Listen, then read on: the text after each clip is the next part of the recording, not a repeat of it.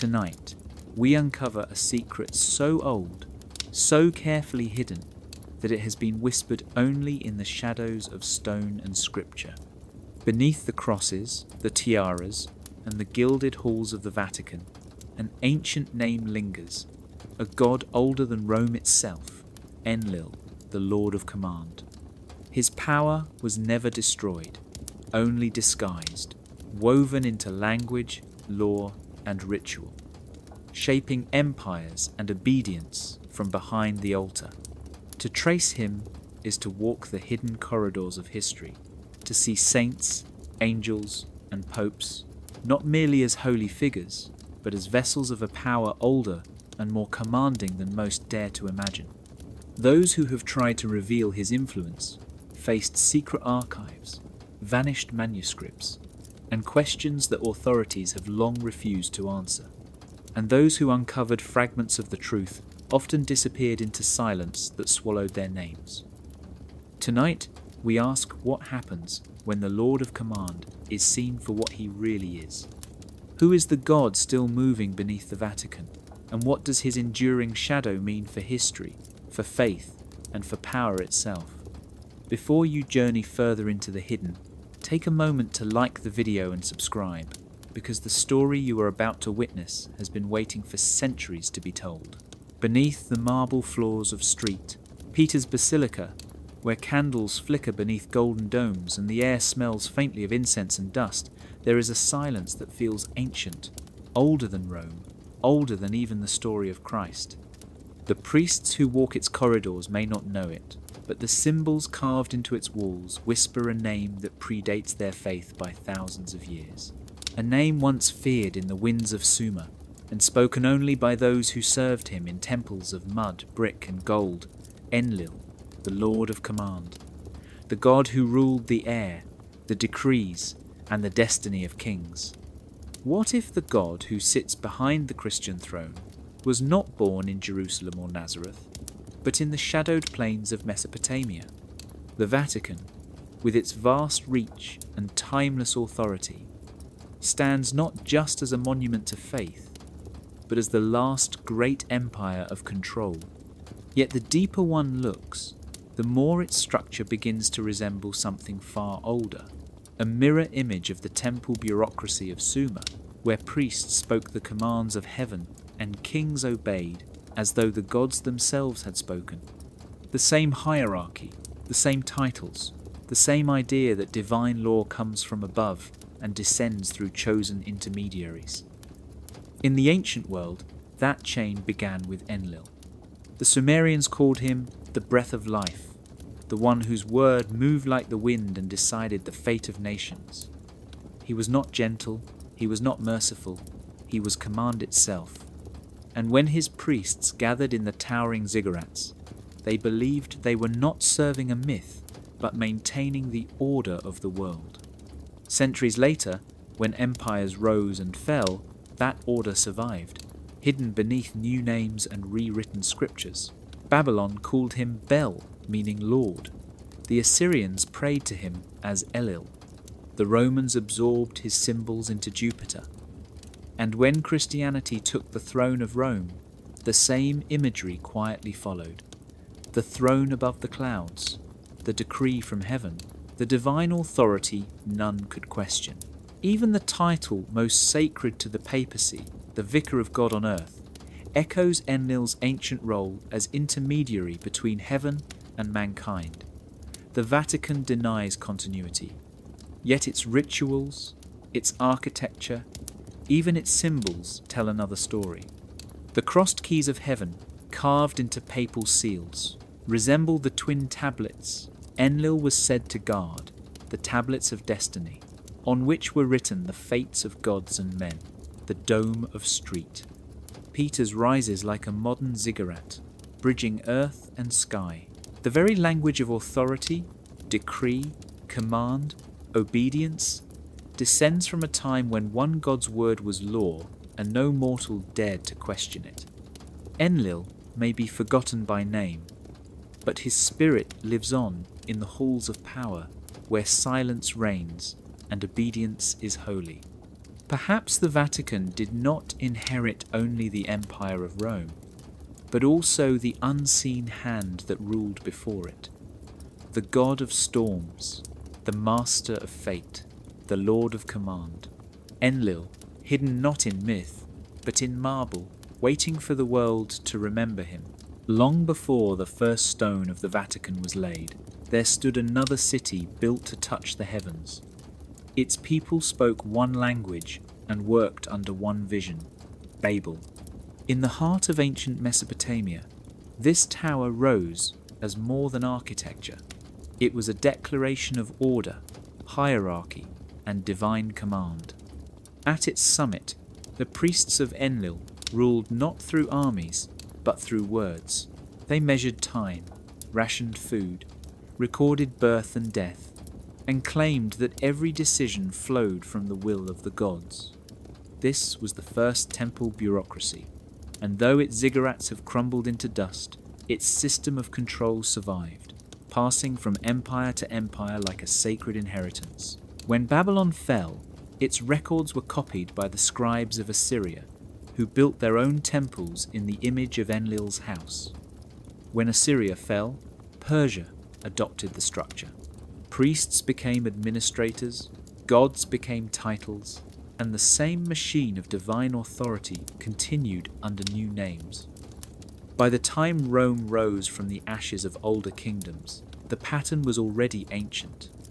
The Romans called their ruler Pontifex Maximus, meaning the greatest bridge between gods and men. The title was not new.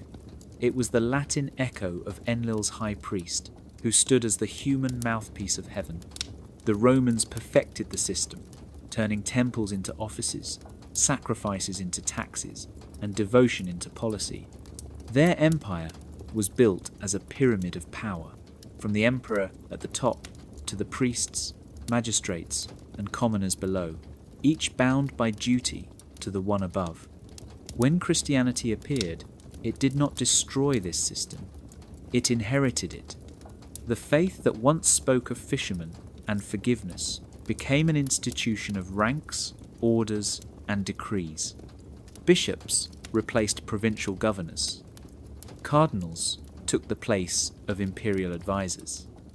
The Pope inherited the title of Pontifex Maximus from the Roman Caesars in the 4th century. The transition was seamless. The gods were gone, but the throne remained. Walk through the Vatican today, and you are not in the ruins of pagan Rome. You are in its perfected form. Its corridors mirror the sacred offices of Babylon. Its hierarchies echo the old temple lists of Sumer, where each rank existed to interpret, record, and enforce divine command. Even the word basilica has its roots in royal administration. In Sumer, the house of Enlil was called Ekur, the mountain house, where heaven and earth met through ritual order. St. Peter's Basilica serves the same symbolic role, a mountain of marble and prayer, linking the mortal and the divine, ruled by a hierarchy that claims authority from above. The names have changed, but the design remains. A priestly network that traces its lineage not only to the apostles, but to the scribes of Enlil, who first declared that the voice of heaven must speak through chosen men. From Babel to the Basilica, the architecture of command endures, built on the belief that heaven itself requires an office to manage its will. In the beginning, before kings wore crowns and before priests carried crosses, there was Enlil. His name in Sumerian means Lord of the Air, the breath, the command. To his followers, he was not a myth. He was the unseen force that moved the wind, decided the fates of men, and gave kings their right to rule. In the city of Nippur, around 4,000 years before the birth of Christ, Enlil was the highest authority in the pantheon of gods. Even Anu, the father of the heavens, granted him the power to decree destinies. In ancient tablets written in cuneiform, Enlil is described as the one who raises the head of kings and determines the boundaries of nations. he was both invisible and absolute. When storms swept through the plains of Sumer, tearing down crops and homes, the people said it was Enlil's breath. When kings rose to power, it was because Enlil had chosen them. He was the god of order, the giver of law, and the enforcer of obedience. Without his will, the world was said to fall into chaos. The priests who served him built massive ziggurats that pierced the sky, each level rising closer to heaven.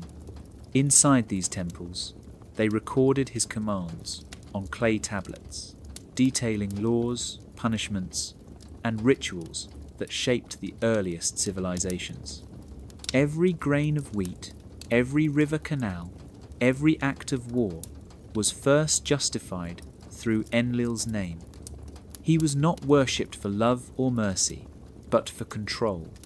He was the voice that said, "Do this, and the world will survive." Enlil's image travelled far beyond Sumer. The Akkadians called him Enlil, the Assyrians worshipped him as Bel, and his attributes were absorbed into later gods across the ancient world.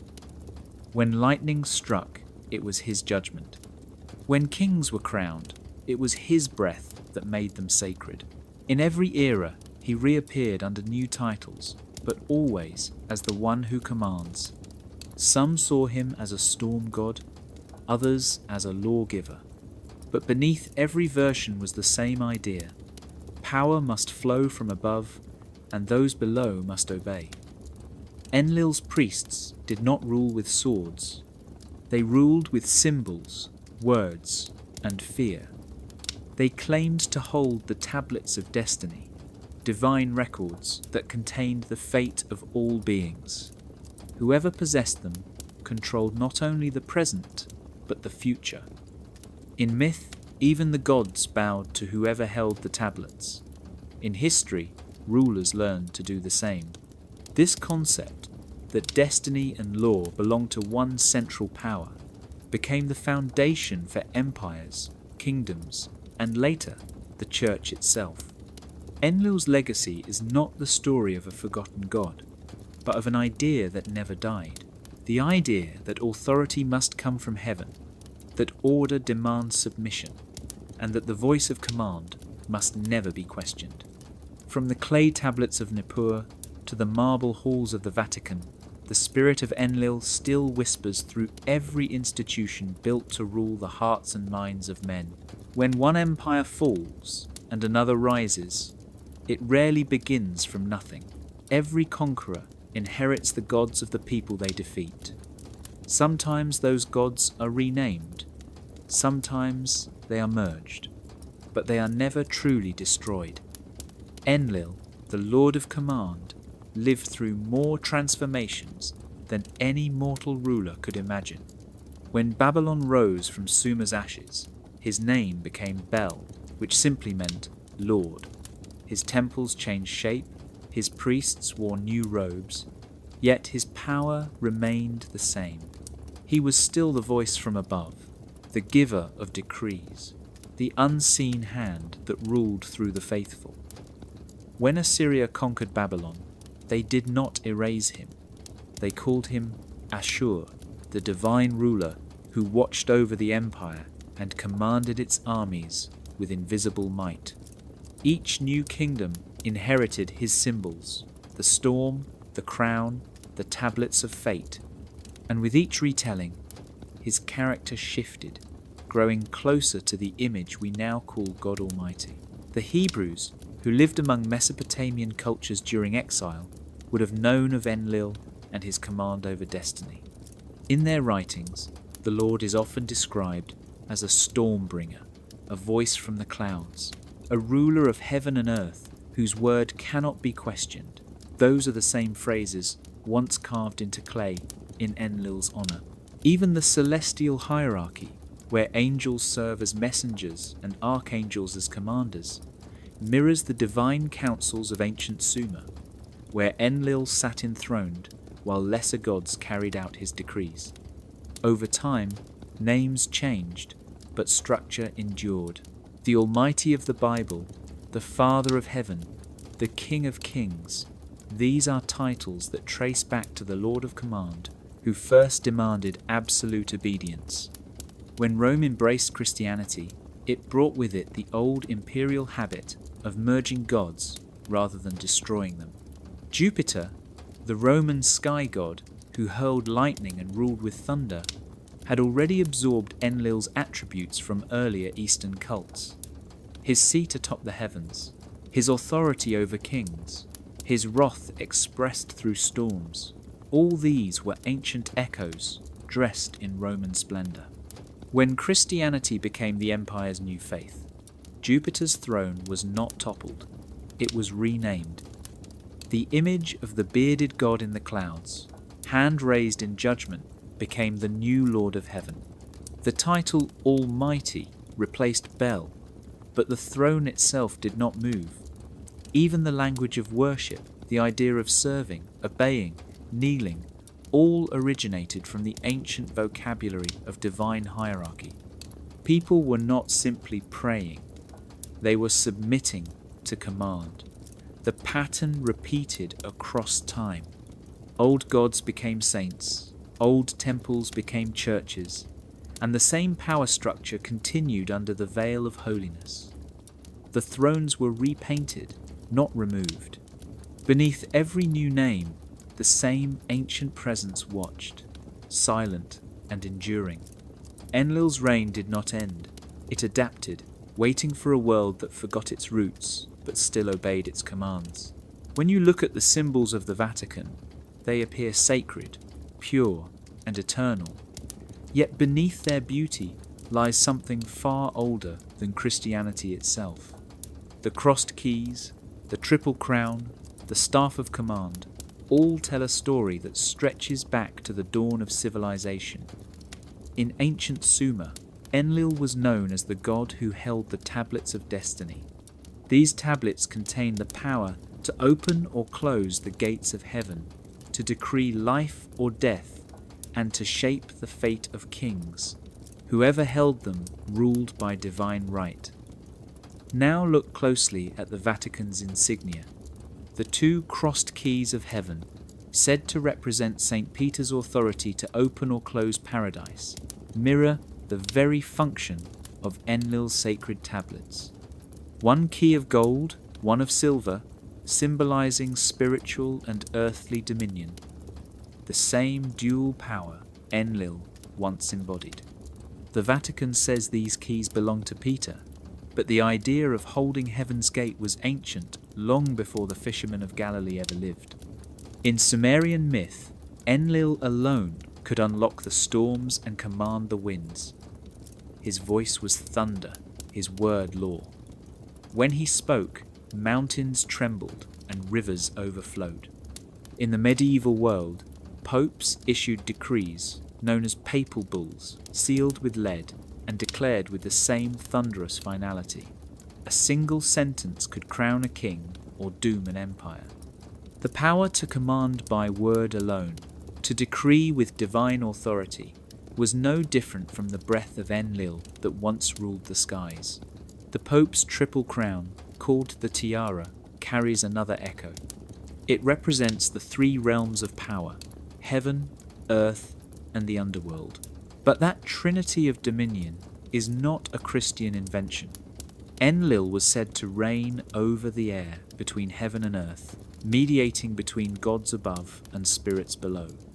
His crown, described in ancient hymns, gleamed with three shining tears, symbolizing his rule over all realms of existence. Even the crozier, the shepherd's staff carried by popes and bishops, is a symbol of control disguised as care. It traces back to the ancient scepter of the storm gods, the curved rod that commanded the elements and guided nations. To rule was to shepherd, but to shepherd was to command. These symbols did not vanish with the fall of Mesopotamia. They were inherited, refined, and sanctified. What once marked divine control became the language of holiness. The storm became the spirit. The decree became the doctrine. The crown became the authority to bind and release souls. The keys that once unlocked the gates of heaven in Sumer now rest in the Vatican seal, glittering on the robes of popes who may never know whose power they truly hold. Yet the symbols remember. Through every change of faith, every empire that rose and fell, they kept their meaning. The God who commanded storms may be forgotten by name, but his language of power lives on, etched in gold and carried by those who still speak in the voice of command. When the armies of Rome marched eastward, they did not only conquer land, they absorbed gods. Every temple they entered, every city they captured, offered them something more valuable than gold: beliefs, symbols, power. Rome learned early that controlling the divine imagination of its subjects was the key to ruling their hearts. Rather than destroy foreign faiths, the Romans perfected the art of adoption. They took the gods of conquered peoples, gave them Latin names, and placed them within their own divine family. It was not theft, it was transformation. From Babylon came the stories of the heavens ruled by decree. From Assyria came the image of the thunder god seated above clouds. From Persia came the duality of light and darkness, heaven and hell. All of it became Rome's new theology. Yet at the center of this fusion was one enduring figure, the Lord of Command, the storm ruler who spoke destinies into existence, Enlil. He arrived in Rome not by name, but by essence. His functions were folded into the persona of Jupiter, the Roman father of gods and men. Jupiter wielded lightning, issued decrees from on high, and ruled not by persuasion but by authority. The poets called his words law, and his breath the wind that moved the world. His temple on the Capitoline Hill became the new Ika, the mountain house once dedicated to Enlil. The priests who served him were no longer Sumerian scribes, but Roman augurs, interpreting divine will through signs in the sky. The storm god had changed his name, but not his throne. By the 1st century, the cult of Jupiter had absorbed so many Eastern traits that scholars of the time noted its uncanny resemblance to older Mesopotamian worship. The same hierarchy of divine command, the same belief that law came from heaven through the chosen voice of the ruler. When Christianity began to spread through the empire, it did not overthrow this structure. It inherited it, just as Rome had inherited Babylon. The attributes of Jupiter, the thunder, the authority, the fatherhood of all creation, were quietly repainted with new meaning. The Almighty became the Father, the divine throne became heaven itself, the council of gods became the choir of angels, and the emperor who once ruled by Jupiter's favour became the Pope ruling by God's command. By the time Constantine legalized Christianity in the 4th century, the transformation was complete. The Church took the bones of Roman religion and wrapped them in Scripture. The new god of empire wore the crown of the old Sky Lord. Even the festivals and sacred days carried traces of their origins. Lightning became divine revelation. The voice from the clouds became the word of God. Enlil had found his way into Rome's heart, and from there into the foundation of Western faith. Hidden beneath centuries of doctrine lies an unbroken lineage, one that began not in Bethlehem or even Jerusalem, but in the wind-swept plains of Sumer, where the first voice of command was born. When you stand before St. Peter's Basilica, you feel something beyond architecture. Its size overwhelms, its symmetry commands, and its dome seems to pierce the sky. It is more than a building. It is a map of heaven drawn in stone. Yet if you strip away the marble and gold, beneath its design lies a pattern older than Christianity, older than Rome, older even than the Bible itself. It is the blueprint of the ziggurat, the sacred mountain of the ancient world. Thousands of years before Michelangelo lifted a brush or Bernini carved an angel, Sumerian priests were already building mountains to heaven from baked clay. They called them ziggurats, stairways between earth and sky where man could approach the realm of the gods step by step. The highest level always belonged to Enlil, Lord of Command, who ruled from the summit as the voice of heaven.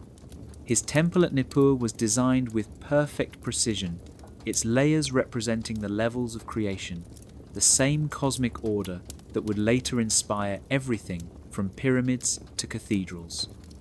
Street. Peter's follows the same principle, though disguised beneath Renaissance art. From the outer square, to the nave, to the altar, to the great dome, each level draws the visitor inward and upward.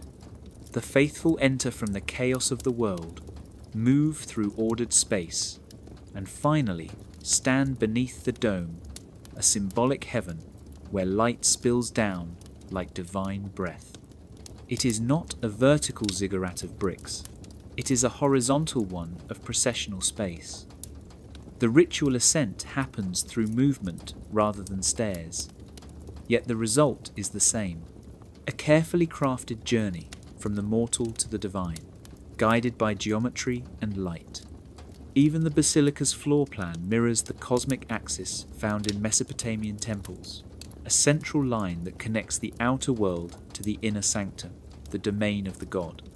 In the ancient world, this was the path that led to Enlil's throne. In the Vatican, it leads to the altar, where the priest acts as the bridge between heaven and earth. The dome itself, rising above all else, echoes the mountaintops where the storm god once dwelled. From its centre, rays of light spill down like the breath of creation, an image as old as the winds of Sumer. The same symbolic climb appears in cathedrals across Europe, from Chartres to Florence. Each one an echo of the same divine mountain, each one a different version of the same cosmic hierarchy. The faithful below, the clergy in between, and at the highest point, the throne of heaven. Whether by intention or inheritance, Catholic sacred architecture preserved the vision of the ancient ziggurat. The form changed, but the meaning remained. Humanity still builds toward the sky, still seeks the summit where the voice of command once spoke. The Vatican stands today as the most refined expression of that ancient idea. A mountain of marble, a bridge between worlds, a temple where heaven descends and earth reaches upward, just as it did when Enlil ruled the wind. In every Catholic church across the world, the sound of prayer rises like a tide. The same words spoken in different tongues, echoing through time, forming patterns so old that most no longer question where they came from. These prayers are more than devotion. They are structure. They are order disguised as worship. From the moment a believer enters the church, every motion is choreographed. Stand, kneel, bow, speak, respond. Each gesture follows a rhythm that mirrors obedience. To pray is to align oneself with command, to surrender thought to a greater voice. In the ancient world, this voice was Enlil, the Lord Wind. He was the god of breath, the invisible force that moved air, shaped storms, and gave power to speech. His priests described him not as a being of flesh, but as a voice that ordered creation. To disobey that voice was to invite chaos. Thousands of years later, the same pattern echoes through the liturgy. The call and response between priest and congregation is a ritual dialogue, but at its core, it reflects the same dynamic that once existed between the voice of heaven and the people below. The priest speaks, the people answer. The breath moves through them like wind through reeds, and in that harmony lies the illusion of unity. The very word spirit comes from the Latin spiritus, meaning breath or wind. In Sumerian, Enlil's name carried the same meaning. He was the divine wind, the breath of command. When the Bible describes God breathing life into Adam, it is repeating a pattern older than Scripture, a moment when divine air, became the source of order. Even the most familiar prayers carry the mark of this design. The Lord's Prayer begins with submission, "Thy will be done," echoing the ancient formula of obedience uttered before the gods of Sumer. The Nicene Creed is a declaration of loyalty, a verbal oath binding the believer to a hierarchy of unseen authority. The repetition is not accidental. It ingrains obedience deep into the rhythm of speech. In medieval times, monks recited prayers at fixed hours, known as the canonical hours, dividing the day according to sacred command. The hours were not meant to mark time, but to regulate it, to make life itself a cycle of submission. The sound of chanting monks drifting through stone halls was the modern form of the ancient hymns sung in Enlil's ziggurats, voices rising and falling like wind. Even silence within Mass serves purpose. When the congregation falls quiet, it is the same pause that once followed divine decree, the breath withdrawn before it is given again. The invisible God of command no longer speaks from thunderclouds. His voice is woven into ritual, into rhythm, into every breath that utters the sacred words. Through prayer, the wind still moves, dividing those who speak from those who command, reminding all that obedience, when sanctified, feels indistinguishable from faith. In the oldest myths of Mesopotamia, there were tablets said to hold the power of destiny itself. They were called the Tablets of Destiny, and whoever possessed them ruled not only the gods, but the flow of time. Written upon them were the decrees of heaven, the laws that shaped creation and determined who would reign, who would fall, and what fate awaited both mortal and divine. They were not mere records. They were authority made tangible. Enlil, the Lord of Command, was their keeper. The myths tell us that when another god stole them, the universe fell into chaos until Enlil regained control. The message was clear. The one who holds the sacred text controls reality itself. Thousands of years later, this same principle reappeared in a new form, not carved in clay, but written on parchment and sealed by the Church. The Bible, the canon, the papal decree, these became the new tablets of destiny. Through them, the Vatican defined not just spiritual belief, but the very limits of what could be known, spoken, or remembered. The formation of the biblical canon was not a single event, but a slow process of selection and exclusion. Councils debated which books would live and which would vanish. Gospels were declared holy or heretical, not by divine revelation, but by decision. And once the list was sealed, it became law. Like the priests of Enlil, who guarded the tablets in Nippur, the Church became the keeper of written destiny. Kings ruled by divine right only when their crowns were blessed by words drawn from those pages. Kingdoms rose and fell based on papal decrees that carried the same weight as the storm god's command. A papal bull could rewrite borders, legitimize wars, or condemn entire nations. Each one was a modern tablet of fate, stamped not with cuneiform, but with the leaden seal of Rome. To disobey was to rebel against heaven itself. Even the word canon means rule or measuring rod, a device to determine what is correct and what is not. In the ancient world, Enlil's tablets served that function for the cosmos. In the medieval world, the canon did the same for the mind. It defined truth and placed a boundary around thought. Those who spoke outside that boundary were branded heretics, stripped of voice and erased from history. In this way, control over the written word became control over destiny. When the Church declared something eternal, it became eternal. When it erased, it vanished. The continuity is unmistakable. The Sumerians believed the universe was governed by decree. The Vatican built a world where salvation itself depended on obedience to written law. Both served the same principle: Knowledge is power only for those allowed to hold it. The rest must live within the stories chosen for them. And so, across millennia, the tablets of destiny never disappeared. They merely changed hands, passed from the temple of Enlil to the vaults of the Vatican, still shaping the fate of mankind with every word carved into the stone of belief. Deep beneath the shining courtyards of Vatican City, there is a world without sunlight. Endless corridors of locked shelves stretch for miles, lined with documents no one alive has ever read. It is said that more than 1 million volumes sleep here, some untouched for centuries. The Vatican calls it the Apostolic Archive, but its older name lingers in whispers, the Secret Archive. The word secretum once meant private, but in this place, privacy feels identical to concealment. Scholars who visit describe the experience like entering another time. They are permitted only a few hours, only specific folders, only what the church allows them to see. Beyond that lies a silence older than empires.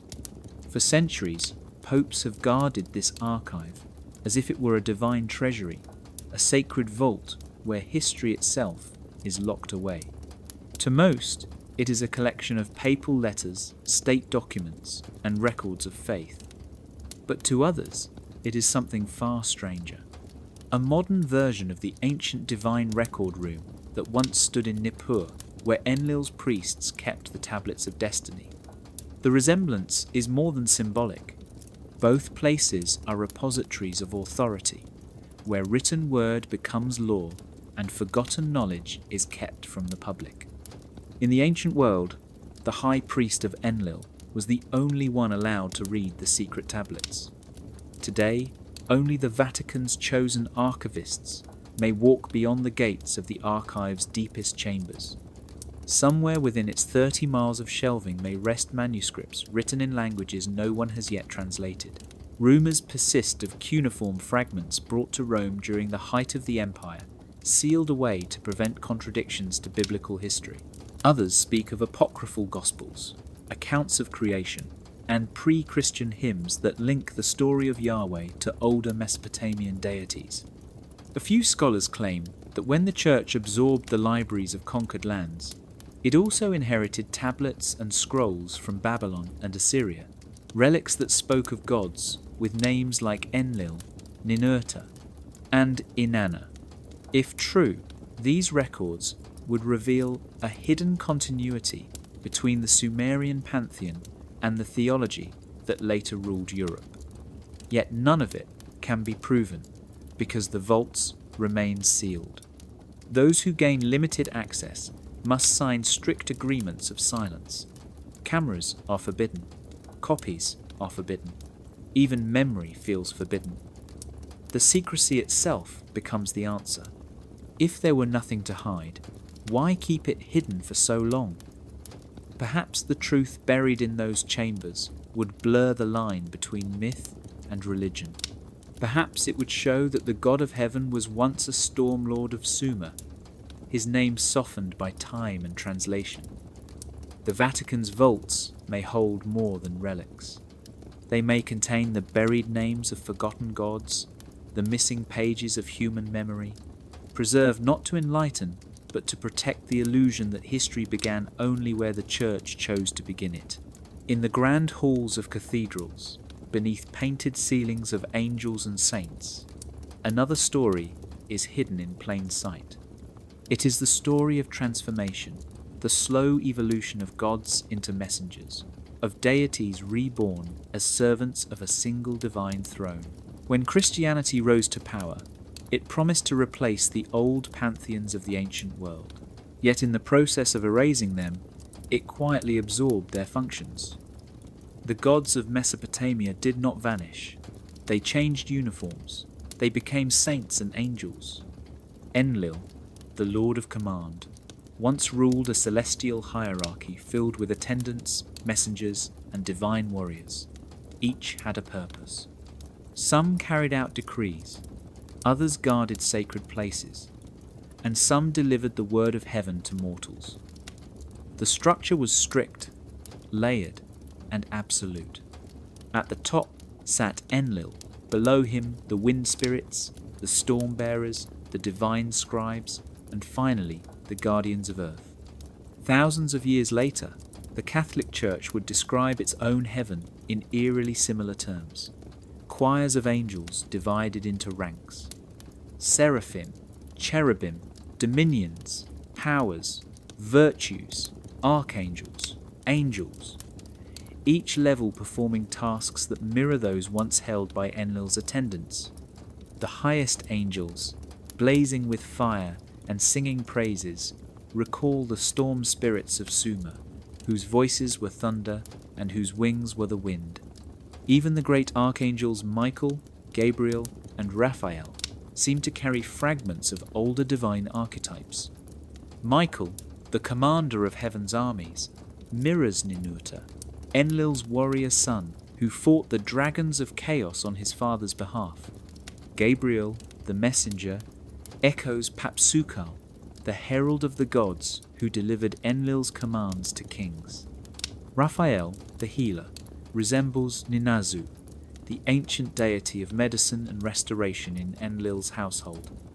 Their names and faces have changed, but their duties remain the same. The same can be said for the saints.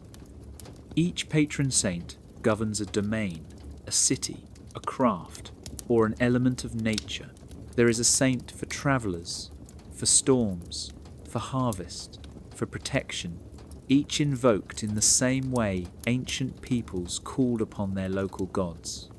When the Church spread across Europe, it often replaced pagan deities with saints holding the same attributes. In the mountains of Italy, the storm god of old became Saint Michael. In Ireland, the goddess Brigid became Saint Brigid.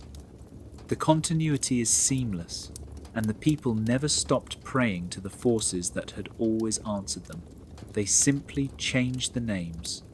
The hierarchy of heaven became the divine bureaucracy of saints and angels, all ruled by the single voice of God, much like Enlil's court ruled under his breath of command. What appears to be monotheism may, in truth, be an ancient polytheism reorganized beneath a new master. The storm still moves through heaven, the wind still carries decrees. The powers that once ruled Sumer may still rule, only now dressed in gold robes and halos, serving a throne that was built upon the ruins of their own. When the Church began to shape Europe, it faced a problem far older than heresy. The old gods would not die. Their names were whispered in fields, carved into stones, and hidden in household rituals long after temples had fallen. To erase them completely would have meant erasing the people themselves. So the Church turned to a different kind of weapon, one that worked through ink instead of fire. Councils were called, decrees were written, and anathemas thundered from cathedral pulpits. Paganism was condemned, idol worship forbidden, heresy defined and punished. But behind the public show of purification, another process was unfolding quietly. The Church was not destroying the old systems of belief.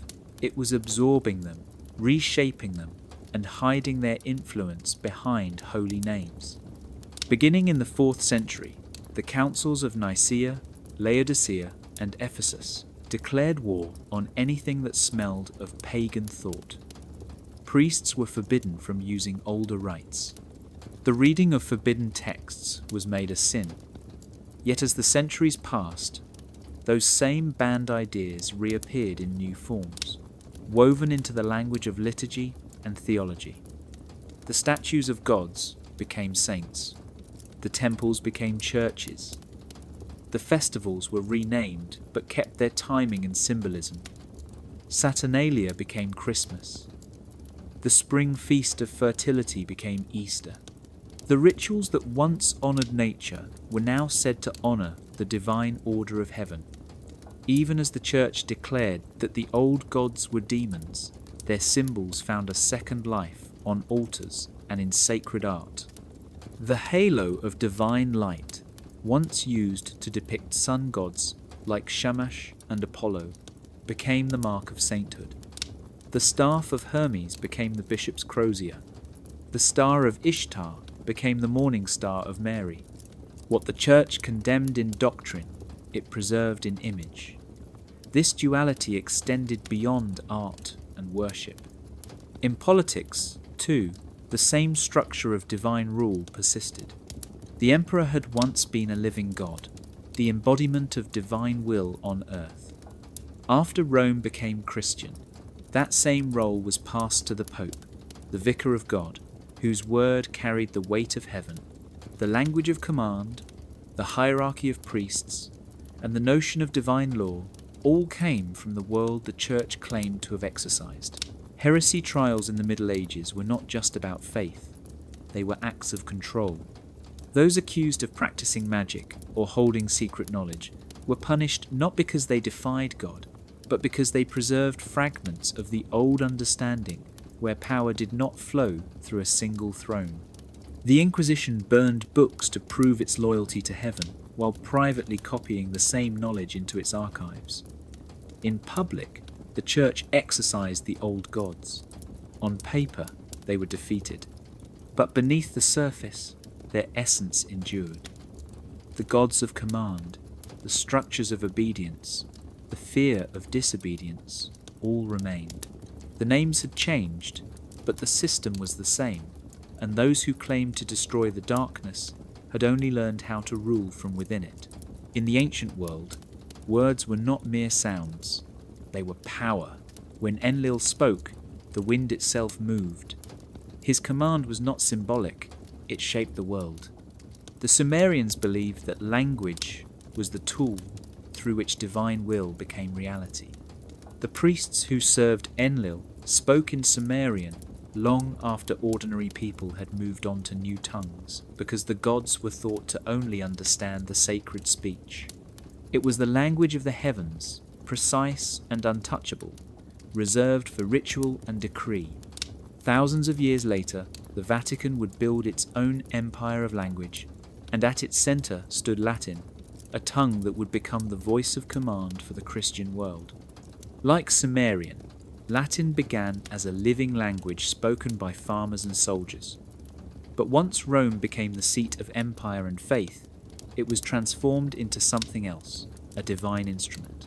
It became the exclusive property of priests, popes, and scholars who used it to record laws, write prayers, and issue decrees.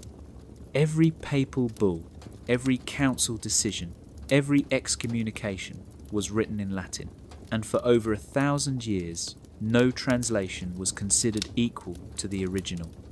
The Church said Latin was sacred, but what it truly was control.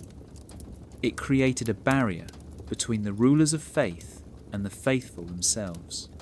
Ordinary believers could not read the words that governed their lives. They could only listen, obey, and trust that what was spoken from the altar was the truth. The spoken decree shaped reality, just as Enlil's breath had once shaped destiny. When the Pope declared a king anointed, he became divine. When he excommunicated a ruler, kingdoms fell into chaos. His voice defined the boundaries of nations and the rhythm of time. The Gregorian calendar that orders the modern world was born from papal decree. Even the concept of the Holy Roman Empire began not on the battlefield, but with words spoken and sealed in Latin, binding empires through divine syntax. Language became law, and law became reality. The same principle that guided Enlil's priests guided the Church. To command through speech was to command creation itself. Every ritual, every prayer, every chant served to reinforce this idea.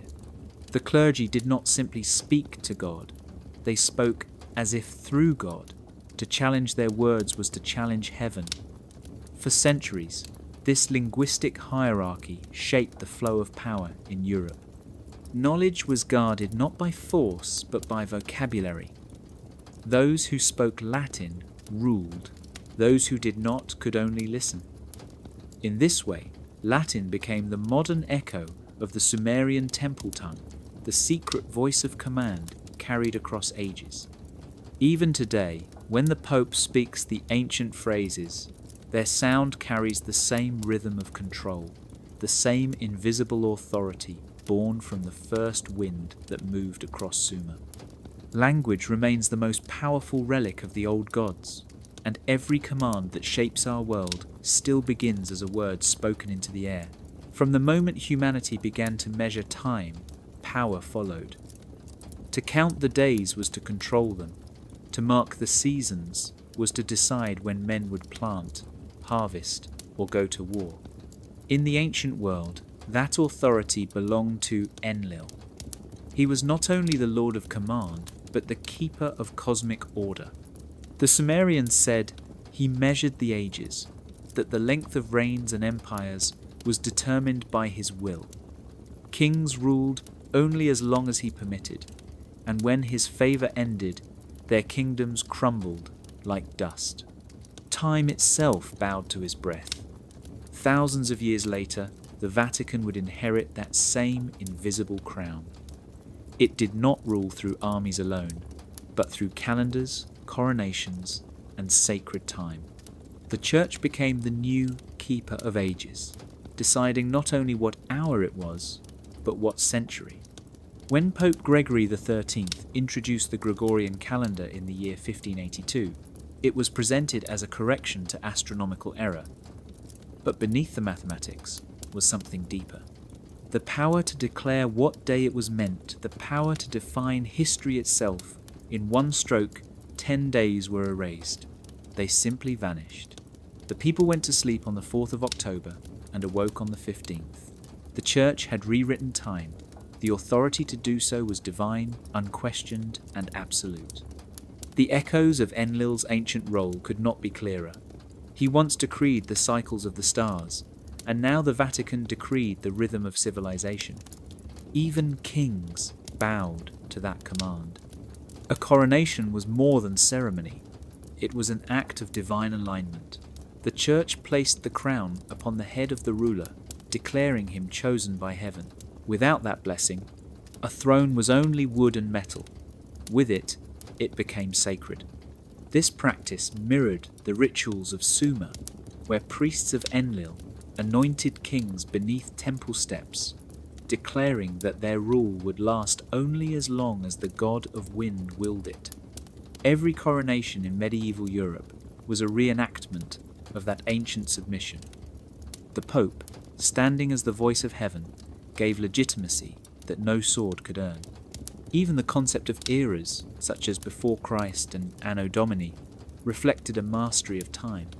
The Church placed itself at the centre of history, dividing the timeline into light and darkness, salvation and waiting. This was not merely a record. It was a statement that all ages flowed through their authority. To fix time was to fix reality. To name an age was to rule its story. From Enlil's temple in Nippur to the Vatican halls of Rome, the pattern remained. The divine ruler grants kingship and measures time. He decides when an age begins and when it ends. The Church, like the Lord of Command, inherited the storm over calendars and kings. And even now, the clock that orders our lives still ticks to a rhythm first set by hands that once ruled the heavens. For centuries, the story of civilization has been told as though it began in Greece, matured in Rome, and was sanctified in Jerusalem. Schoolbooks and sermons repeat this line until it becomes unquestioned truth. Yet before all of them, long before the Latin alphabet or the Hebrew scrolls, there was Sumer, there was Akkad, there was the world of Mesopotamia, where writing, law, astronomy, and religion were already ancient when Moses was only legend, and still, most people learn almost nothing about it. The silence is not an accident, it is a design. When the Church became the guardian of knowledge in the early centuries after Rome's fall, it decided what history would survive. It copied texts, rewrote chronicles, and preserved only what fit the story it wished to tell. Anything that suggested civilization might have existed without divine revelation through the Bible was treated as myth or dismissed as heathen lore. The result was a world where Mesopotamia disappeared behind the curtain of official history. For nearly 2,000 years, the names of Sumer and Akkad were unknown to Europe. The great ziggurats crumbled into desert mounds, their inscriptions unreadable. The priests of Enlil were forgotten, their temples buried beneath sand. When explorers and archaeologists rediscovered these cities in the 19th century, their discoveries shocked the academic world. Clay tablets older than the Old Testament described floods, creation stories, and divine laws almost identical to those later written in Genesis and Exodus. Yet these findings rarely entered church-controlled education. To acknowledge that the Bible had predecessors would mean admitting that its structure was not unique, that its God, its commandments, even its style of worship had older roots. Such a revelation would fracture the idea that the church was the pure and original voice of heaven. The continuity between Enlil's authority cult and papal hierarchy is impossible to ignore once one knows where to look. Both claim divine mandate, both rule through sacred law and ritual command. Both structure heaven and earth as parallel hierarchies of obedience. If students were taught this openly, the Church's narrative of uniqueness would collapse. The papacy could no longer stand as the first or only link between heaven and humanity. It would be seen instead as the latest chapter in a much older story, a continuation of systems that began under the Sumerian sun. The Church has always known the power of silence. By deciding what is taught, it decides what is remembered. The names of Enlil and Ninurta fade, while Peter and Paul endure. The archives stay sealed. The lessons stay simple. History is edited to preserve the illusion that divine authority began in Rome. Yet the ruins still speak, the clay tablets still whisper through the dust. Every uncovered fragment of Sumerian writing reminds us that the first voices of law and command did not come from the Vatican, but from the temples of Mesopotamia. The silence around them is the last defense of a narrative built on forgetting. In the quiet courts of Renaissance Europe, a hidden world thrived beneath the public spectacle of kings, popes, and scholars. Magi and alchemists gathered in secret chambers, not for glory or conquest, but for knowledge older than Rome itself. These men and women studied texts that had been copied, translated, and sometimes censored by the Church. Among these works were fragments of Chaldean wisdom, star charts, and mystical commentaries that traced back to Sumer and Akkad. They knew that the Church's rituals, its keys, tiaras, and sacred decrees echoed a much older system of command. Some whispered the name Enlil, not as a myth, but as the invisible force behind authority, the storm god whose hand once shaped kings and kingdoms. These esoteric practitioners understood that the Church's symbols were not merely religious. They were coded reminders of a lineage of power that stretched back to the dawn of civilization.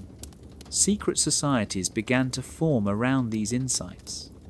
The Freemasons, Rosicrucians, and other mystical orders did not openly challenge the Church. Instead, they preserved the memory of what had been hidden. Their rituals, geometries, and hierarchies were designed to mirror the cosmic order that Enlil had once imposed. A quiet defiance that carried the flame of ancient authority through centuries. Within these orders, knowledge was encoded in symbols, in allegories, in the architecture of lodges and temples. The compass and square, the sun, moon, and stars, the spirals and triangles, all a part of a language meant to speak to those who remembered the old ways. They understood that the Vatican's sacred architecture was more than worship. It was a map of command, a temple of power designed to teach obedience and awe, but also to conceal the origins of that power. Some magi risked their lives to access manuscripts in monastic libraries. They copied diagrams of the heavens, detailed medical texts, and obscure mathematical treatises that predated Greek or Roman knowledge. They studied astrology not as superstition, but as a science that could measure time and influence rulers, a practice once sanctioned under Enlil's watchful gaze. These insiders realized that the Church, while appearing to control knowledge, could not suppress everything. The currents of memory and wisdom flowed quietly beneath the surface, maintained by those who were willing to read between the lines and see the old God behind the modern facade. The whisper of Enlil was subtle, a presence in ceremonial gestures, in the cadence of prayers, in the layering of power from altar to throne. Renaissance magi recognized that to master knowledge, one did not need to oppose the Church openly. One needed only to understand the continuity, to trace the lineage, from ziggurat to basilica, from clay tablet to sacred text, from storm god to lord of command. Those who listened carefully, who studied the hidden currents, found themselves standing at the edge of two worlds, the visible and the ancient invisible, where Enlil's hand still guided the unfolding of authority in secret, unseen yet undeniable. Walking through the halls of the Vatican, it is impossible not to notice how the ceilings seem alive with stories. Michelangelo's frescoes in the Sistine Chapel draw the eye upward to skies filled with figures, clouds, and dramatic gestures. Among the scenes of creation, the flood, and the final judgment, there is a recurring image that feels older than Christianity itself. Bearded men seated upon clouds, arms outstretched, commanding the elements and the fates of mortals, appear again and again. They are thunderous, authoritative, almost storm-like in their presence. Scholars call them representations of God, the Almighty, the Lord of Heaven. But those who study symbolism notice echoes that reach further back to the storm gods of Mesopotamia, the mighty Enlil, who once decreed destinies from his ziggurats. The parallels are striking. The sweeping gestures, the concentration of power in a single figure, the association with clouds and wind, all resonate with the imagery of Enlil in Sumerian and Akkadian reliefs and cylinder seals. Even the scenes of judgment, where the righteous are separated from the guilty, mirror the function of the ancient deity as an arbiter of law, a kingmaker, and a distributor of cosmic order. It is as if the Church, whether consciously or unconsciously, inherited this visual grammar. Painters, sculptors, and architects were steeped in a culture where the authority of the Church was absolute. To depict God, they drew upon what they knew, what felt natural, what carried the weight of command that humanity had always understood. The clouded throne, the stern gaze, the gestures of decree, all signal power that is not merely spiritual, but administrative, legislative, and thunderous. Even the ceiling of the Sistine Chapel, which took nearly 5 years to complete in the early 16th century, communicates more than biblical narrative.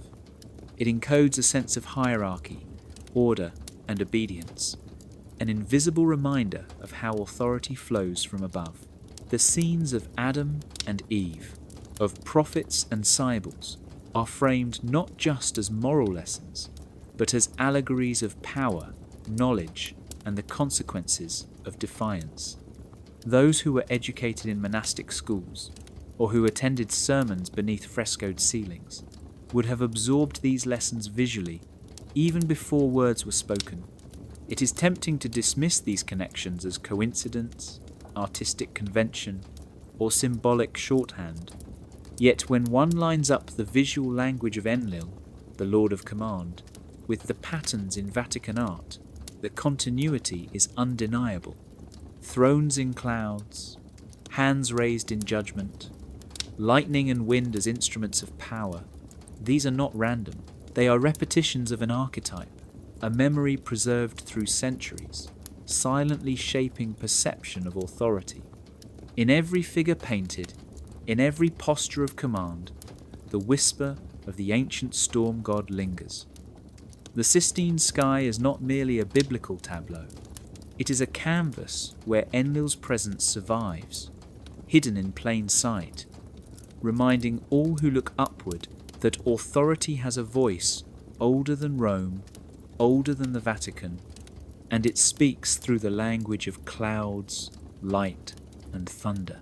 The fear of the Lord is a phrase that echoes through centuries, whispered from pulpits, carved into texts, and taught in classrooms.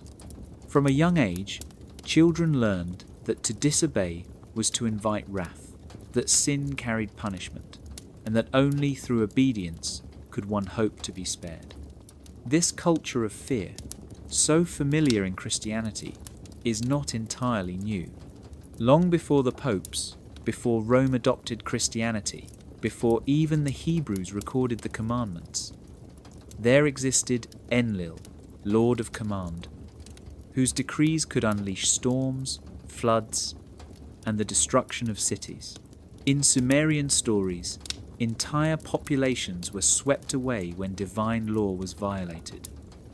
The gods did not negotiate with mortals. They enforced order with certainty. Humanity lived under a system where disobedience meant obliteration, where compliance was survival, and where the storm itself became a language of law. When Christianity emerged within the Roman Empire, it did not invent this method of control. It refined it, transformed it into a moral and spiritual system that was subtle, pervasive, and infinitely repeatable. The floods of Enlil became the fires of hell, the decrees of destiny became commandments, and the voice of the storm became the sermon in the cathedral. Fear was no longer a natural phenomenon but a tool, administered through rituals, confessions, and absolutions. The sacrament of penance transformed guilt into currency. Every misdeed required acknowledgement. Every sin demanded payment, whether through prayer, indulgences, or acts of service. The faithful were taught that without mediation, the consequences were eternal. In this way, the Church created an economy of sin, a system where fear generated compliance, devotion, and loyalty. The parallels with Enlil are striking. Both systems place power in the hands of a few, whether divine or clerical. Both link morality directly to survival, obedience directly to reward, and disobedience directly to catastrophe. Both make the invisible visible, whether through thunderclouds or scripture. By internalizing fear, believers became participants in a system that maintained control not by force of arms, but by the omnipresent threat of wrath. It was a quiet, invisible dominion, stretching from the cathedral nave to the household, from children to kings. The lessons of the storm god survived, not in myths alone, but in structured ritual, teaching each generation that power was absolute and resistance dangerous. Enlil's ancient hand was still guiding humanity, not through direct destruction, but through an inherited structure of moral authority, moral panic, and controlled obedience. The fear of God became a subtle instrument, shaping thought, shaping action, and shaping society. It is easy to overlook these connections, to believe that floods and storms have nothing to do with confession and doctrine. Yet when one examines the mechanics of fear, the means by which authority ensures compliance, the line between the storm god and the ecclesiastical lord is unmistakable. Across millennia, the essence of command survives, transformed but not extinguished, teaching the same lesson. Fear is power, and power is control. The power of a single voice to define truth is older than the cathedrals of Rome, older than the walls of Babylon, older even than the rise of writing itself. Enlil, the Lord of Command, perfected this idea long before the Christian Church took shape. In the Sumerian world, the tablets of destiny were not just records of events, they were instruments of reality. If the god decreed it, it was so. Kings ruled because they were authorized by Enlil. Cities flourished or fell because they obeyed his will. Authority and reality were inseparable, and the ultimate authority was always centralized. When the Roman Empire fell, and the Vatican rose from the ashes of history, it inherited more than political influence or architectural grandeur. It inherited a blueprint for controlling knowledge, obedience, and ultimately reality itself. The Church took the concept of authorized truth and gave it form, codifying it in dogma, doctrine, and the magisterium. Every teaching, every decree, every pronouncement became a measure of what could be known, what could be believed, and what could exist. The faithful were not merely followers. They were participants in a carefully maintained reality. What the Pope declared to be true became the standard of truth, whether it concerned the cosmos, morality, history, or the soul. And just as Enlil's storms could erase cities, so too could the weight of ecclesiastical authority erase entire ways of thinking. Ancient knowledge, scientific observation, alternative interpretations of Scripture, even languages, were subject to the judgment of a single, centralized power. What survived, what was taught, what became reality, was determined by the Church. Across centuries, this system persisted because it was invisible yet total. It was present in classrooms, whispered in confessions, sung in choirs, and encoded in sacred architecture. Every bell that rang, every ritual performed, reinforced the notion that truth did not exist outside authorized channels. And yet, this legacy is rarely acknowledged. Scholars and historians often speak of miracles, theology, and faith, but the deeper principle remains hidden. Enlil's greatest invention was not the storm, the flood, or the throne. It was the idea that reality itself can be defined and maintained by a single authority. That idea, transplanted into Catholic doctrine, survived empires, revolutions, and centuries of scrutiny. When the Renaissance arrived, it appeared as though humanity was rediscovering reason and knowledge. Yet even in that supposed awakening, the structure of authorized truth remained intact. The Church released what it deemed appropriate, preserved what it deemed too dangerous, and withheld what it deemed unnecessary. The principle endured. Authority defines truth, truth defines obedience, and obedience maintains authority. Across millennia, the echo of Enlil's command persists, shaping societies not through visible force, but through the silent architecture of belief. Every teaching, every ritual, every sanctioned book carries the imprint of the Lord of Command. The ultimate invention was not power itself, but the ability to make power synonymous with truth. And as long as a single institution holds the ability to declare what is true, Enlil's legacy continues to rule, invisible, unquestioned, and absolute. The walls of authority, no matter how ancient or imposing, are never as solid as they appear.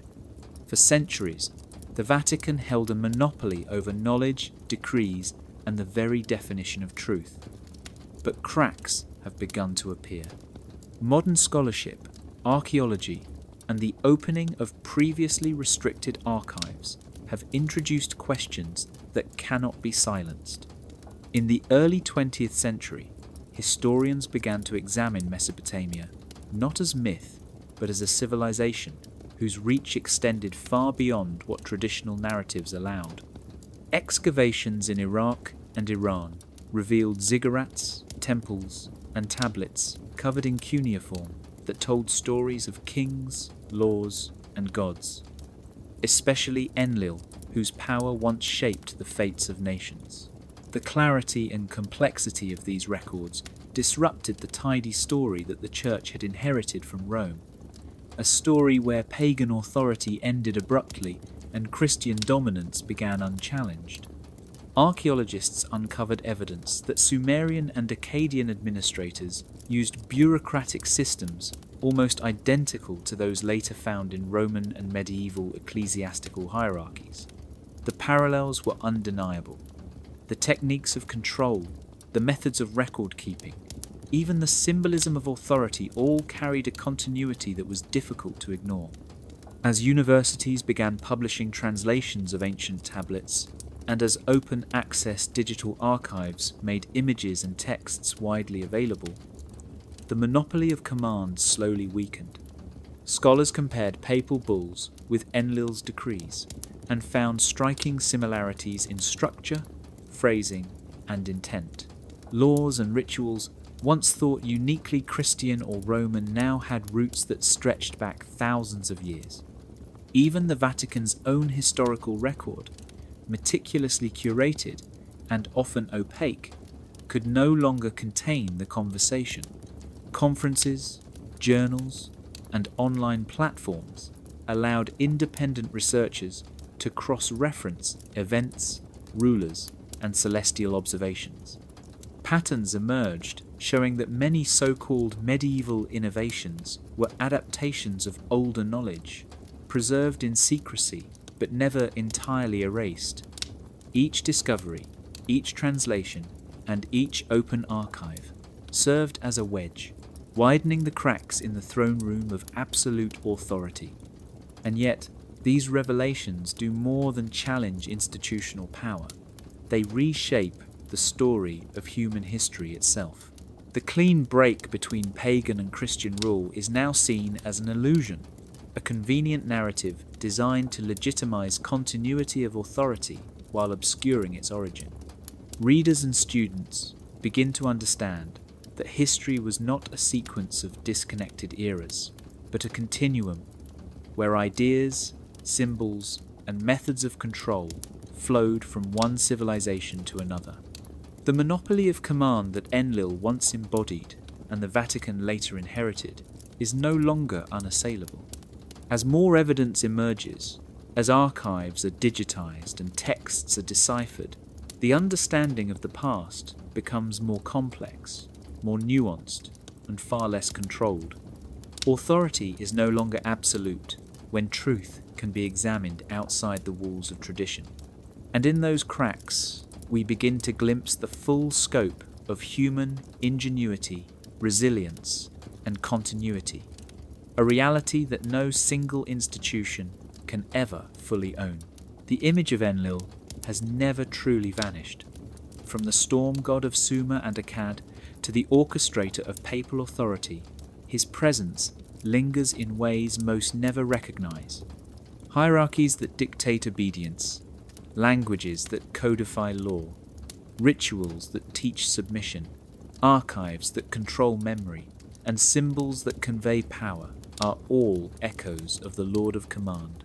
Every pope seated on the throne, every cardinal performing a decree, every ritual that demands attention and faith is a modern reflection of a God whose essence is not bound to myth, but to the very architecture of authority. Enlil's role as kingmaker is mirrored in the coronation of emperors, in the recognition of monarchs, and in the declaration of territories as sacred or profane. His voice, once imagined in the winds and storms, now speaks through documents, canon law, and ecclesiastical mandates, shaping reality as he once shaped destinies. The Latin spoken in cathedrals, the solemnity of papal pronouncements, the invisible yet absolute weight of decree are not accidents. They are part of a continuum where the invisible hand of command persists. Fear, too, remains a central tool, just as Enlil's storms reminded mortals of the consequences of disobedience. Doctrines of sin, judgment, and divine wrath reinforce the power of institutions claiming divine sanction. The faithful are taught that obedience is virtue, dissent is danger, and that heaven itself is contingent upon submission. Yet within this system, the traces of the old God are not only preserved, but celebrated. The Vatican's secret archives function as the modern vault of destiny, much like the tablets of Enlil. Knowledge that could challenge authority is sealed, controlled, and released selectively. Symbols like keys, tiaras, and crosses carry layers of meaning that stretch back through Rome and into the cities of the Tigris and Euphrates. Architecture itself enforces this memory, with basilicas serving as horizontal ziggurats, where ascent is a metaphor for obedience, and access is mediated through ritual and hierarchy. Even the canon of saints and angels echoes the functional roles once assigned to Mesopotamian deities, recast in a framework that demands reverence but conceals origins. Recognizing Enlil in these patterns is not a matter of theology, but of observing continuity. It is seeing that the structures designed to govern thought, behavior, and belief are rooted in an archetype older than Christianity, older than Rome, older than Europe itself. The Lord of Command survives, not as a statue, not as a named God, but as the principle of absolute authority embodied in institutions that claim heaven as their domain. Every decree, every ritual, every restriction, every hierarchy is a manifestation of the same pattern. To see it is to understand that obedience to authority is not merely a human construct, but a force encoded across millennia. Enlil's legacy endures not in mythologies locked in museums or textbooks, but in the living systems that shape how people think, how they act, and how they perceive the divine. The hidden God walks still among us, unseen, yet profoundly present, embedded in the rules, symbols, and ceremonies that govern faith and power in the name of heaven. In the halls of street Peters, in the quiet corners of monasteries, in the whispered prayers of the faithful, there is a tension that few dare to name. Faith is meant to be personal, an inner journey, a search for the divine within and around us. Yet throughout history, that search has often been folded into the machinery of empire, into systems of authority designed to command, control, and define what is acceptable. The Lord of Command, known to the Sumerians as Enlil, laid the blueprint for authority that moves through millennia, shifting forms but retaining its essence. Empires, kingdoms, and religious institutions have all adopted the tools he perfected: hierarchy, ritual, text, and law, all serving a central power that claims to speak for heaven. Spirituality, in its raw form, is curious, questioning, and often uncomfortable for authority. It seeks understanding, connection, and sometimes rebellion. Imperial theology, by contrast, codifies belief, sets boundaries, and instructs obedience. It uses the language of the sacred to structure thought, to define sin, to determine what can be known and what must remain hidden. The difference between seeking and obeying can be subtle. A child in a medieval school was taught not just facts, but who could decide what was true. The heart that wanted to understand the stars, the human body, or history itself, had to bow to priests and popes. Faith became entwined with power, and power wore the cloak of divinity. Today, the echoes remain. Textbooks, sermons, and symbols still carry layers of control inherited from centuries of central authority. When we look at the world through a lens shaped by these structures, our search for the divine is guided, narrowed, and sometimes blocked. The question then becomes not whether belief exists, but whose belief it is. Who sets the rules? Who defines the boundaries? And who decides what is holy and what is forbidden? Recognizing the imprint of Enlil on these structures does not deny spirituality. It does not claim that every act of faith is false. Instead, it illuminates the framework within which faith has often been contained. It invites us to ask whether our devotion is directed by our own curiosity or by centuries of inherited command. Between the incense, the candles, the ornate rituals, and the soaring ceilings, there is an invisible line connecting the worshipper to the Lord of Command, not only to God, but to an archetype that has long determined how devotion is practiced, recorded, and judged. Understanding this distinction allows for a deeper exploration of faith, one that is conscious of the authority structures it navigates. It is a call to see beyond the pageantry and doctrine, to recognize the patterns that have guided belief for thousands of years, and to question whether obedience has eclipsed insight. The challenge for anyone seeking the divine is to honor tradition without being trapped by it, to seek truth while recognizing the power structures that have long defined what truth may appear as, and to discern authentic spirituality from the carefully maintained edifice of empire. Faith can exist within authority, but it must first recognize the hands that built the throne. Imagine a world where the voices that have long dictated belief, obedience, and memory suddenly fall silent. A silence not of absence but of choice, where humanity begins to question every throne, every altar, every archive that has been used to enforce submission in the name of heaven.